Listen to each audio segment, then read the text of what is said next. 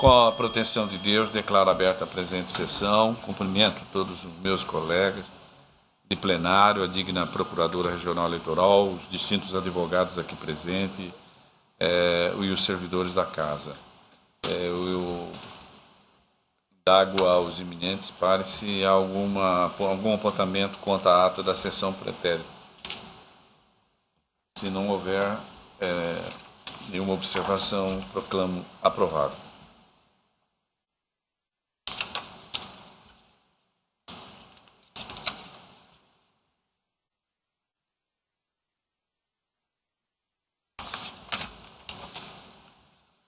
Anuncio que continuam adiados os processos em razão de pedido de vista, o processo 48.111, o 2.2 da pauta, o 48.548, 2.3, o 48.463, 2.4, o 37.130, 2.5, o 38.696, 2.6 e o 41.43, 2.7. Todos esses processos estão adiados para a próxima sessão do dia 11 deste mês, no mesmo horário.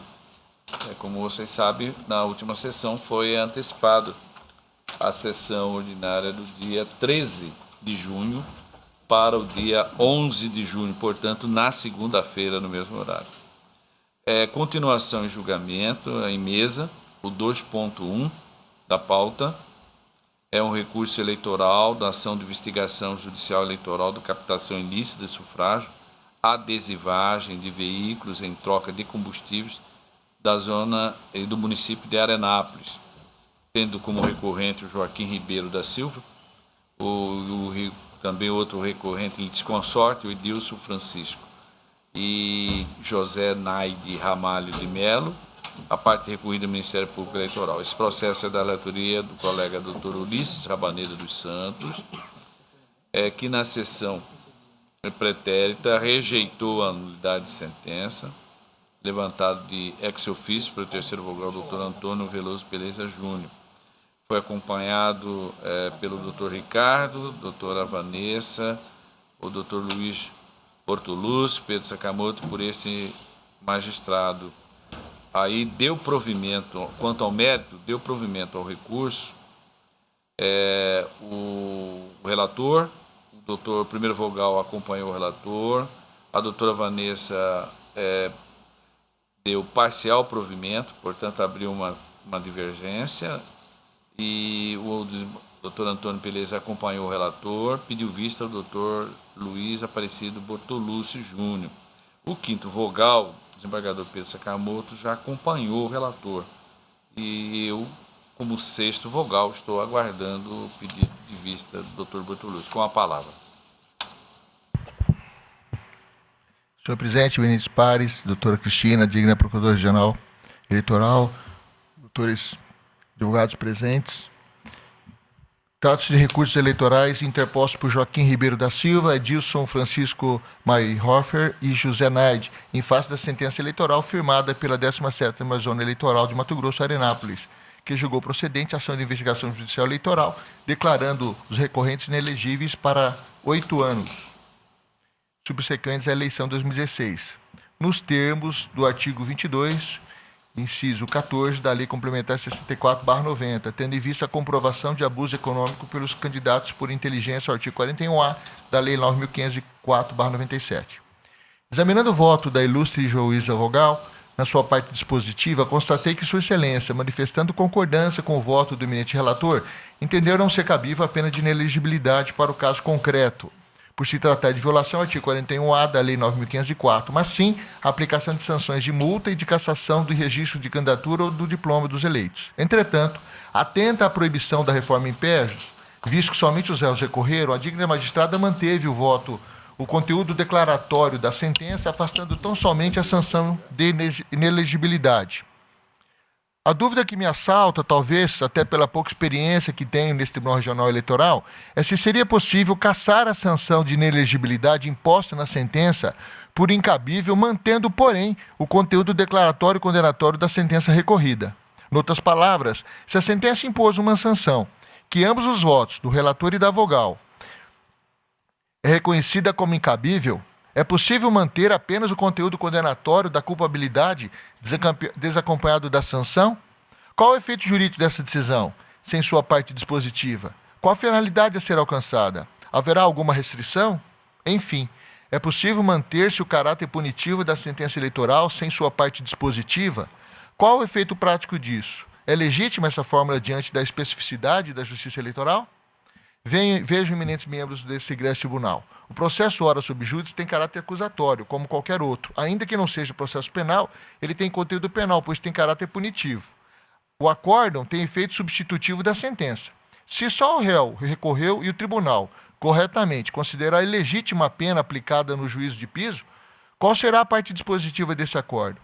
Se o tribunal prover em parte os recursos dos recorridos para excluir a pena de inelegibilidade, como manter apenas o conteúdo declaratório da sentença? Admitida a culpabilidade como premissa, salvo melhor juízo, entendo que a sanção prevista na lei deve ser aplicada. É a lógica processual, assim como falar em condenação sem sanção, como falar de manutenção do conteúdo declaratório da sentença sem aplicação da penalidade legal correspondente. E, nesse caso, como fugir ao cumprimento do princípio da congruência do acordo? Convênia, entendo que a simples manutenção do conteúdo declaratório da sentença é inútil. Se a decisão de segundo grau anular a parte da sentença de piso que aplicou a aludida pena, não sobeja nada. Ressalto, pedindo vênia ao relator e aos membros que o acompanharam, apenas para expor o meu entendimento de que eu concordo com a avaliação de mérito da eminente vogal, pois, ao meu ver, a prova oriunda da fase investigativa, dentre outros o próprio auto de prisão em flagrante e documentos que o acompanham, é válida. O fato dela não ter sido produzida sob o manto do contraditório durante a investigação não é relevante, pois o que a jurisprudência exige é que essa prova, uma vez importada para o processo, seja submetida ao crivo do contraditório, o que reconheço ter acontecido. Entretanto, não há motivo para maiores digressões sobre esse tema, pois, pelas ações acima expostas e em respeito à legalidade processual, não posso negar adesão ao voto do eminente relator que proveu o recurso.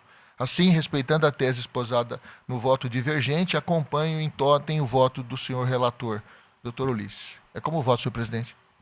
Também acompanho o digno relator, então o tribunal, a unanimidade, rejeitou a prejudicial de nulidade da sentença e, no mérito, proveu o recurso por maioria, nos termos do voto do relator, do primeiro vogal, do terceiro, quarto, quinto e sexto vogal. Vencida, em parte, a segunda vogal, que proveu parcialmente. Essa é a conclusão. Atendendo o pedido de preferência em mesa, sem sustentação oral, o 2.9 é o 15.221, é um recurso eleitoral prestação de contas de candidato ao cargo de vereador de Cuiabá. A 51ª zona eleitoral é referente às eleições do ano de 2016. Esse processo da relatoria do colega Dr. Paulo César Alves Sodré, que está com a palavra. Qual o processo? 2.9, 15.221. Ok, obrigado. Na verdade, senhor presidente, eu vou votar em bloco esse processo. Esses são 3 processos, a matéria conhecida aqui. Então, eu vou colocar, então, vou anunciar o seu pedido. O colega está, como se trata de matéria, o tema, né?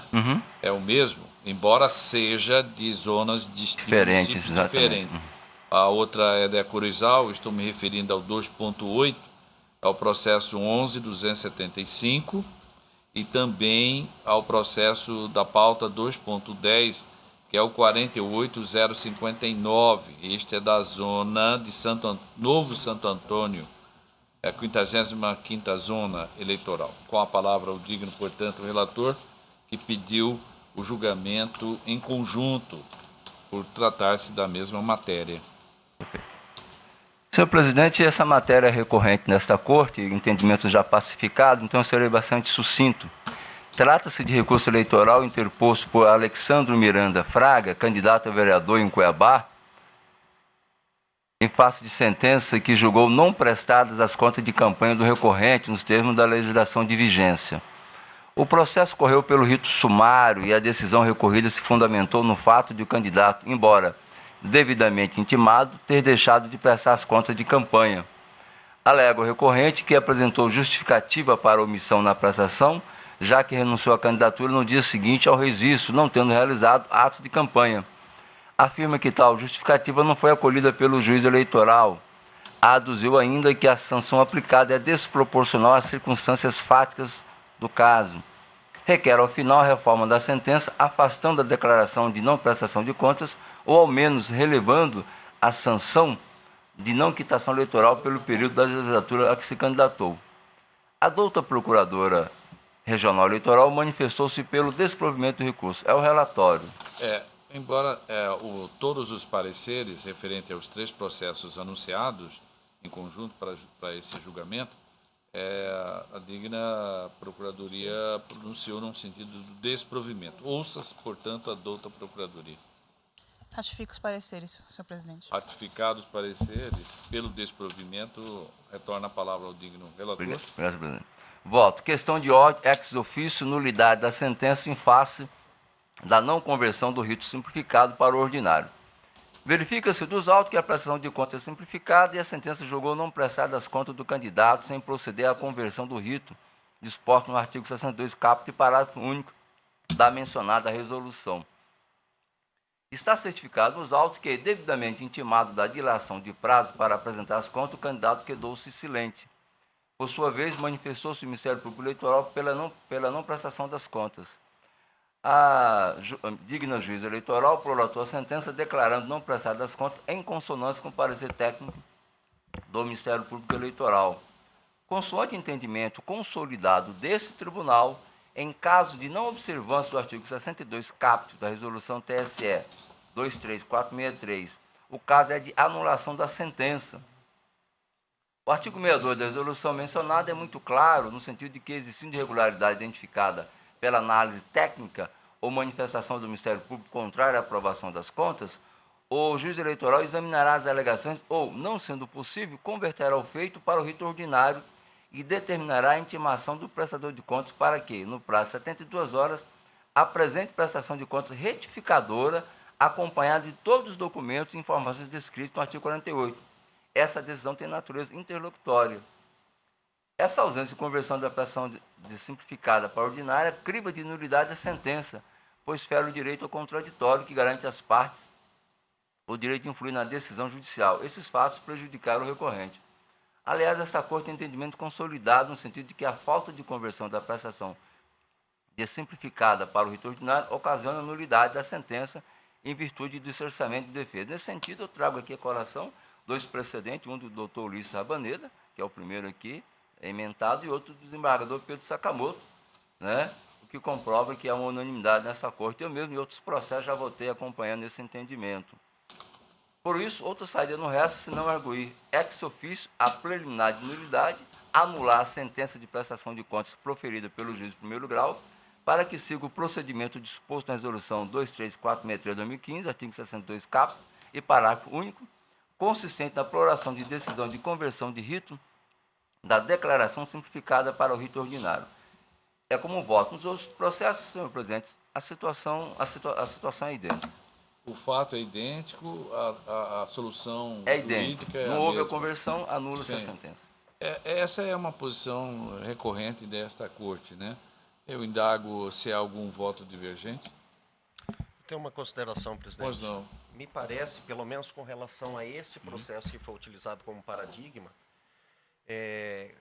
que a situação distingue daquelas em que nós temos julgado, como o doutor relator colocou, e com entendimento pacificado nesse tribunal. Inclusive, acredito que na segunda-feira, presidente, minha assessoria encaminhou a Vossa Excelência um ofício, onde, inclusive, eu proponho à Corte que edite súmula sobre a questão da não conversão, porque é um tema pacificado. Contudo, aqui, o que vislumbro do relatório e do voto do outro relator?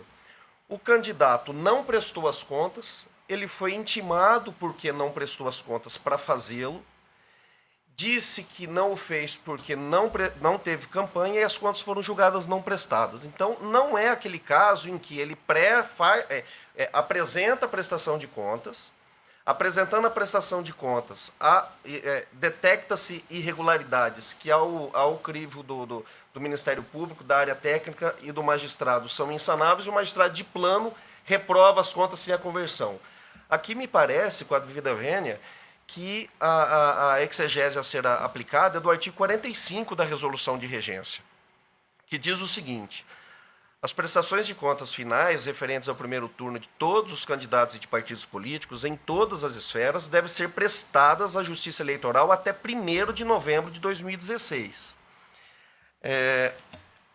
Nesse mesmo artigo, o parágrafo 4º diz o seguinte: findos os prazos fixados nesse artigo para prestação de contas, né, sem que as contas tenham sido prestadas, o que me parece ser o caso, observar-se-ão os seguintes procedimentos. 1. O chefe do cartório eleitoral, a unidade técnica pelo exame das contas, conforme o caso, informará o fato no prazo de 3 dias, A, ao presidente do tribunal ou ao relator, caso designado, ou B, ao juiz eleitoral, que era a eleição municipal, a área técnica informa o juiz eleitoral. Inciso 2º, a autoridade judicial determinará a autuação da informação na classe processual de prestação de contas, caso ainda não tenha havido a autuação a que se refere ao artigo 44, e nos tribunais proceder-se-á à distribuição do processo a um relator, se for o caso.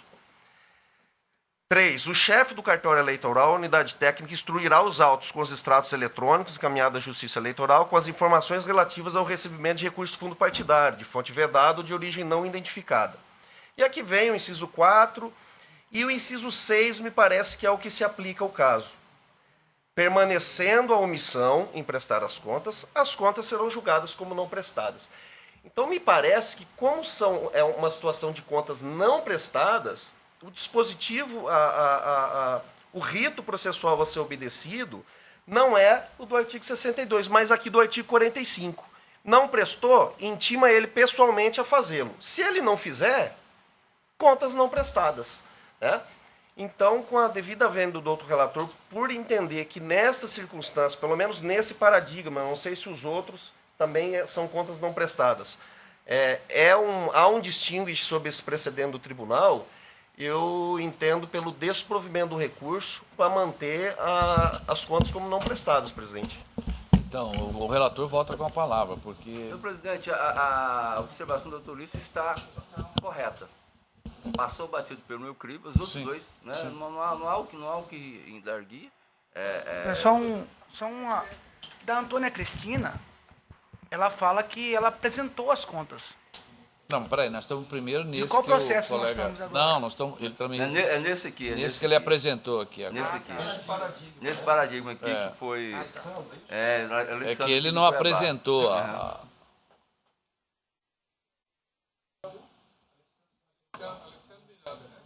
desfazer o bloco. O doutor Rabaneda, especificamente, ele aventou neste processo do Alessandro. Ele indagou o relator. Olha, é o mesmo caso dos demais?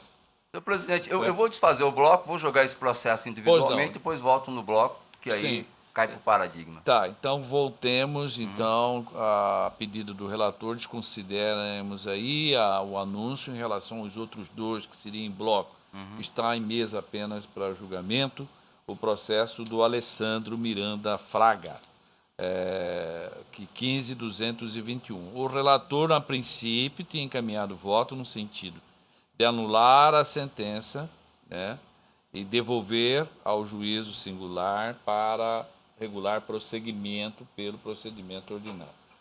O doutor Rabaneda, antecipando seu voto como terceiro vogal, fez as ponderações, que não seria o caso de aplicar esse entendimento deste tribunal em relação ao caso concreto, porque ele diverge.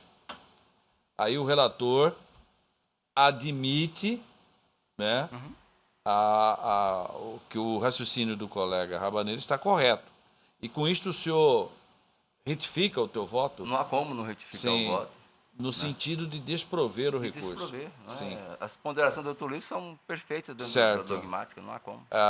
As ponderações do Dr. Rabaneda devem ficar registradas no corpo do acórdão. Os demais acompanham diante dessa retificação do relator à vista das ponderações feitas pelo Dr. Rabaneda. Então, eu anuncio o resultado que o Tribunal por unanimidade negou provimento ao recurso nos termos do voto retificado pelo relator e em consonância com o parecer ministerial, ok? Aí sim, agora eu trago à mesa, eu não sei se eu poderei fazê-lo conjuntamente os outros dois ou separado. Não, conjuntamente. Conjuntamente, é possível? É possível. Então, com isto, eu chamo a julgamento o processo 2.8.11.275, que é um recurso eleitoral prestação de conta de candidato ao cargo vereador de Acorizal, 39ª Zona Eleitoral. Antônia Cristina Arruda é a parte recorrente, o Ministério Público é a parte recorrida. O parecer escrito é pelo desprovimento. O processo em seguida, que será apreciado conjuntamente, é o 2.10 da pauta, que tem o número 48059. Também é sobre o mesmo tema. Porém, é do município de Novo Santo Antônio, da 15ª Zona Eleitoral. Aqui tem como recorrente a Joyce Ribeiro da Silva. E o parecer também escrito é pelo desprovimento. Com a palavra, portanto, o relator, Dr. Paulo César Alves Sodré. Obrigado, senhor presidente. Trata-se de recurso eleitoral interposto por Antônia Cristina Arruda, candidata a vereador em Acorizal, eleições 2016, contra a sentença que julgou não prestar as contas de campanha da recorrente nos termos do artigo 68, 4 da resolução TSE. A candidata apresentou sua conta de campanha na forma simplificada, intimada do parecer técnico conclusivo, deixou de sanar as irregularidades apontadas, permanecendo silente até a sentença. A decisão recorrida se fundamentou no fato de que a candidata deixou de juntar em sua forma definitiva os extratos bancários da conta de campanha considerados imprescindíveis para uma análise mínima da conformidade contábil da campanha. Alega a recorrente que a não apresentação do extrato bancário se deu por problema do banco que não pôde fornecê-los à época. Afirma que solucionou a questão apresentando o extrato como recurso. Requer, ao final, a reforma da sentença para que sejam julgadas as contas prestadas. A douta Procuradora-Geral Eleitoral manifestou-se pelo desprovimento do recurso ao relatório.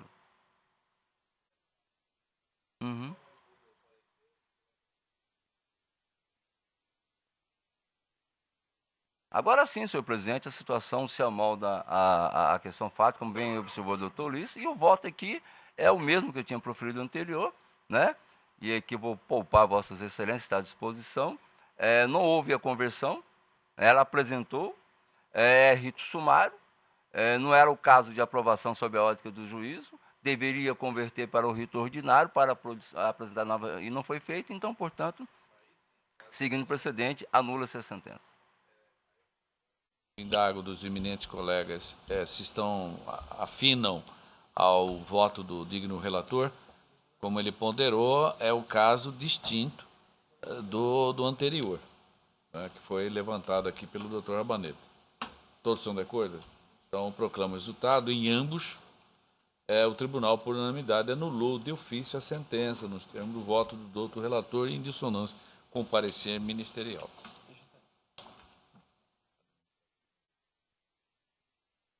Administrativo.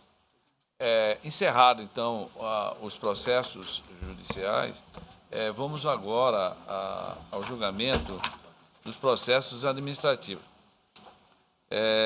Trago à mesa o número 1.1, o do processo eletrônico, é um processo administrativo, autorização de afastamento de magistrado usufruto de férias da 50ª Zona Eleitoral Nova Monte Verde. Quem é o interessado é o Bruno César Singulani França, que é o juiz eleitoral. O pedido aqui é de deferimento excepcional de afastamento da jurisdição eleitoral no dia 20/7 do corrente ano, apresentado pelo Dr. Bruno César que é o juiz titular da 50ª Zona Eleitoral, com sede em Nova Monte Verde. A seção de registros de membros dos juízes eleitorais informa que o artigo 27 da resolução do TRE, número 1813 de 2016, veda a fruição de férias, folgas compensatórias, recesso ou quaisquer outros afastamentos que ensejam em alteração da jurisdição eleitoral, ainda que em caráter de substituição, no período compreendido entre 20 de julho e a diplomação dos eleitos, à exceção de licenças de natureza médica, licenças em razão de falecimento ou qualquer outro afastamento excepcional do magistrado, ocasião que tal pedido deve ser previamente decidido por este tribunal.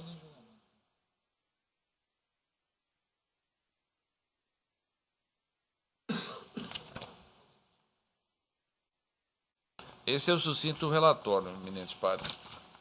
Aí eu faço uma ponderação sobre o artigo mencionado da resolução. Eu digo que, no caso em tela, o magistrado obteve junto ao Tribunal de Justiça o deferimento de fruição de suas férias para o período de 3 a 20 de julho do corrente ano, o que representa somente um dia de afastamento durante o período vedado nesta Justiça Especializada, qual seja o dia 20. No que pesa a vedação normativa ao afastamento de magistrado no período eleitoral, por se tratar de eleições gerais, resta a reduzida atuação jurisdicional do juiz no primeiro grau, quando comparada à hipótese de eleição municipal, motivo pelo qual não vislumbra o prejuízo decorrente da ausência do juiz apenas nessa data, do dia 20 de julho. Então, por isso que eu estou encaminhando o voto para deferir em caráter excepcional esse afastamento. É um dia só o dia 20. Todos estão de acordo? Então, o tribunal resolve, por unanimidade, autorizar o caráter excepcional afastamento do excelentíssimo senhor Bruno César Singualini França, juiz da 50ª Zona Eleitoral, sediada em Nova Monte Verde, na data de 20 de julho. Na sequência, um outro processo eletrônico é o processo administrativo de autorização do afastamento de magistrado usufruto de férias da 57ª Zona Eleitoral Paranatinga. É o Jorge Assib Ibrahim, juiz eleitoral. Aqui é um pedido de deferimento excepcional de afastamento da jurisdição eleitoral no período de 20 a 28 de julho, apresentado pelo Dr. Jorge Assib Ibrahim. A seção de registro informa a mesma forma, aquele artigo 27 da resolução editada no ano de 2016, que veda a fruição de férias no período de 20 de julho até a data da diplomação. O Tribunal de Justiça de origem do juiz, ainda em substituição no período compreendido entre 20 de julho e a diplomação dos eleitos, a exceção de licença de natureza total, ocasião em que tal pedido deve ser previamente decidido por este tribunal.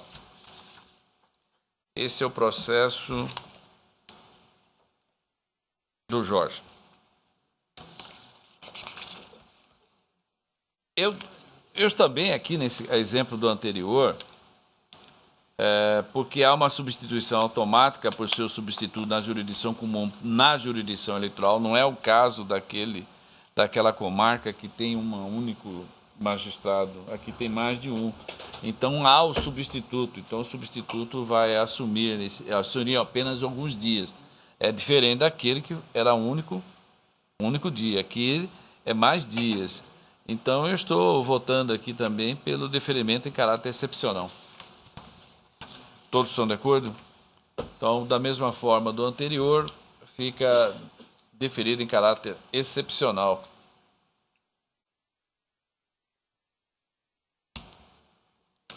Mais uma matéria sobre afastamento do juiz eleitoral. Eu estou me referindo agora ao 1.3. Processo administrativo, autorização, afastamento de magistrado, capacitação, curso de recuperação judicial e falência. Encontros mensais do período de abril a outubro de 2018. O interessado aqui é a presidência do Tribunal Regional Eleitoral.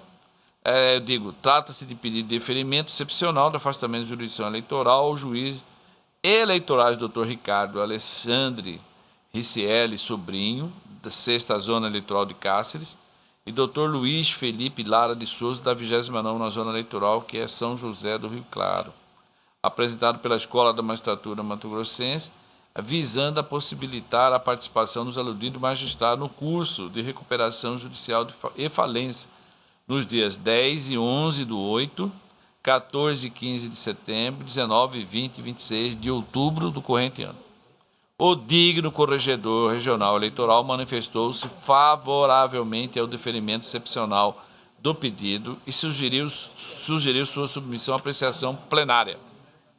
A Secretaria de Gestão informa a mesma coisa, aquele artigo 27, fazendo referência àquela resolução deste tribunal. Neste caso, também, eu estou propondo o deferimento excepcional do afastamento do Dr. Ricardo Alexandre Ricieli Sobrinho, juiz da 6ª Zona Eleitoral sediada em Cáceres, e do Dr. Luiz Felipe Lara de Souza, da 29ª Zona Eleitoral, com sede em São José do Rio Claro, nos dias 10 e 11 do 8, 14 e 15 do 9, praticamente no final de semana do corrente ano, para que possa participar do curso de recuperação judicial. Em análise? Todos aprovam? Então, o tribunal, em caráter excepcional, deferiu o pedido de afastamento desses magistrados para frequentarem o curso de recuperação judicial. Ainda temos aqui o 1.5, que é a proposta do calendário de sessões plenárias do segundo semestre deste ano, Tribunal Regional Eleitoral da Presidência. Trata-se de proposta acerca de calendário das sessões plenárias a ser realizada no segundo semestre de 2018, elaborada em conformidade com a resolução do TSE 23.489/2016, que estabelece estabelece o máximo de 12 sessões plenárias no mês de agosto e 15 sessões plenárias nos meses de setembro a dezembro. Tal proposta foi encaminhada previamente a Vossas Excelências. Todos examinaram a proposta? Sim. Todos examinaram? Tem a parte, sim. Senhor presidente, só uma dúvida, por favor. 1.4 ou 1.5? Porque o anterior foi 1.3, aí o senhor falou 1.5. Aqui na papeleta está constando 1.5. Existe 1.4 aí? Existe 1.4, Breno? Por que está nessa numeração aqui? É que não foi colocado aqui. Obrigado. Para eu não confirmar aqui. Não, é 1.5 mesmo. Senhor, essa que foi anunciada é 1.5. Obrigado, presidente. É sobre o calendário. É que a 1.4, já trazendo ao conhecimento dos senhores, é uma alteração quanto às datas das sessões ainda deste primeiro semestre. Em razão de que vai haver um curso oferecido pela escola, um seminário, Eleições 2018, Cenário de Desafios e Perspectivas, programado para o dia 28 e 29 do corrente mês, motivo pelo qual se faz necessária a transferência da sessão plenária do dia 28 para outra data. Eu estou sugerindo o dia 25, segunda-feira. Todos estão de acordo? Então está aprovado também aqui essa alteração de data em razão desse seminário que é oferecido por esse tribunal. Então passa a sessão do dia 28 de junho, ela vai ser antecipada para o dia 25, segunda-feira. Aí sim, a proposta do calendário, todos estão de acordo? Das sessões? Como no máximo 12 no mês de agosto, depois de setembro a dezembro pode ser até 15, vocês devem observar que no calendário aí apresentado e sugerido, ele não consta as 15 sessões exatas, mas obviamente que, de acordo com a demanda de trabalho, se houver necessidade, nós vamos designar sessão extraordinária. Aí, enfim, na verdade deveríamos ter começado por ele, o processo 1.6, que é o processo administrativo e regulamentação do horário de funcionamento do Tribunal Regional Eleitoral do Mato Grosso e também dos cartórios, das eleições, em razão das eleições de 2018 e outras providências. Como já havíamos conversado e foi dada oportunidade a manifestar a todos os órgãos, inclusive o sindicato dos servidores, né, que anuíram essa sugestão de pauta de alteração do horário nesse período de 1º de julho a 19 de dezembro. Então, o expediente deste tribunal vai haver uma inversão, não vai ser mais no período da manhã, mas sim no período vespertino, começando ao meio-dia e encerrando às 19 horas. E as nossas sessões, né, ordinárias ou eventualmente extraordinárias, elas serão realizadas a partir das 17h30, dos dias que constam desse calendário que aprovamos anteriormente. Todos estão de acordo? Porque isso é um assunto que já conversamos previamente, já em 2 oportunidades, né? E, como disse, todas as áreas envolvidas, elas foram ouvidas. Todos de acordo? Então, o tribunal resolve aprovar um normativo que disciplina o horário de funcionamento do tribunal no período de 1º de julho a 19 de dezembro do corrente ano.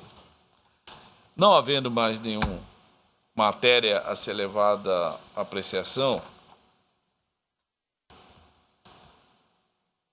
deste tribunal, eu declaro encerrada a presente sessão.